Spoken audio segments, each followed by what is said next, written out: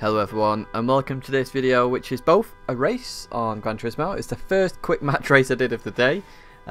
Been a week since I've played, and I'll also explain what's happened to the videos, because last week you hardly got any, or zero at all actually. So first off, yeah, this is the first race of the day, and obviously Monday's Gran Turismo day, so I thought I'd show this one, and this one is actually a really good race, so it's well worth watching while you listen to me ramble on. There's only 6 drivers. Obviously I'm being cautious during this first race, as it is the first one of the day, but it was also the best one, as you'll see later on in there. That was just to make sure the traction control was off, just checking that menu, otherwise it's just stock, literally the courtesy car. So just to the videos, while all chaos ensues at the first corner, as per usual.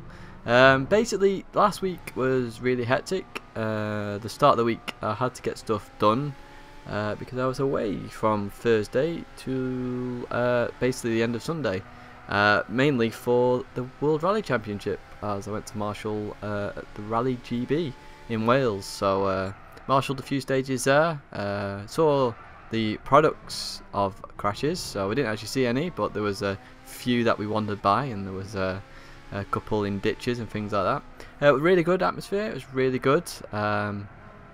Seeing some of the World Championship drivers come by, you know, you can really see the talent they have compared to some of the rest of the field and normal rallying that you do see, because you do get good drivers in rallying, but they've got talent, they really do. So that was all good fun. So that's one of the reasons why the videos have been lacking a little bit lately, so they're going to basically start again. I'm off most of this week, so you'll get a video every day this week, with this one inclusive.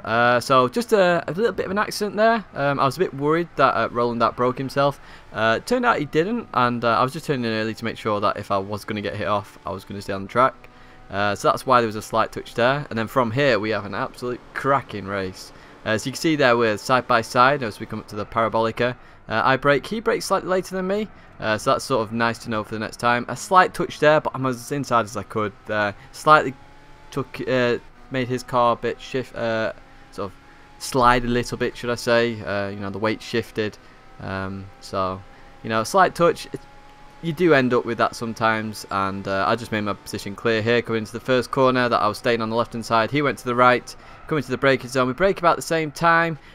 I could have stayed on the outside, but you know what, there's not worth the risk there. As you can see, Roland just goes a bit wide there. Still good racing, you know, he had every right to go wide there. He was a lead car, and we come out of there. So here you're probably thinking, why don't I go on the inside? The reason I don't go on the inside is because if you get a lag spike, he suddenly jumps back, you hit him, you get a penalty, or you know, there's all sorts can happen. So I just stay wide, scare him a little bit coming into here. He outbrakes me there, just pull in, come behind him, and take the corner properly. Plenty of chances on the rest of the track to definitely overtake again.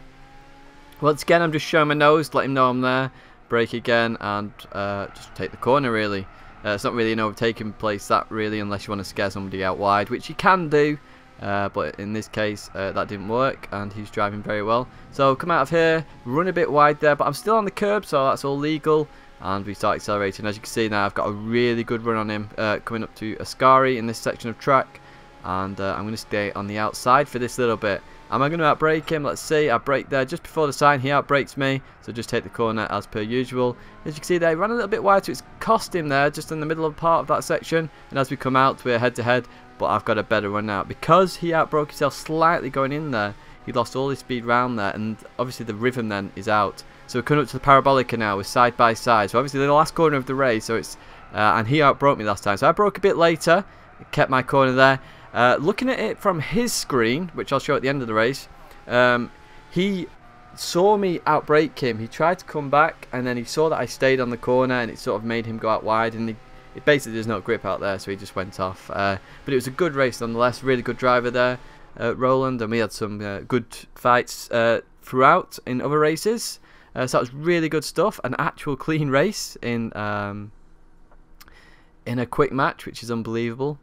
So just to the videos, we're definitely going to have a video every day this week, and I have several different games. You've seen Arafat, Seto Corsa, Gran Turismo, and hopefully Richard Burns as well. So I hope you enjoyed that, and I'll just put the replay on at the end, where you can just see here now that you can see I've got the inside of the corner. It just forces him out wide. It's the only reason I lost it. So thanks very much for watching, and I'll see you in the next video.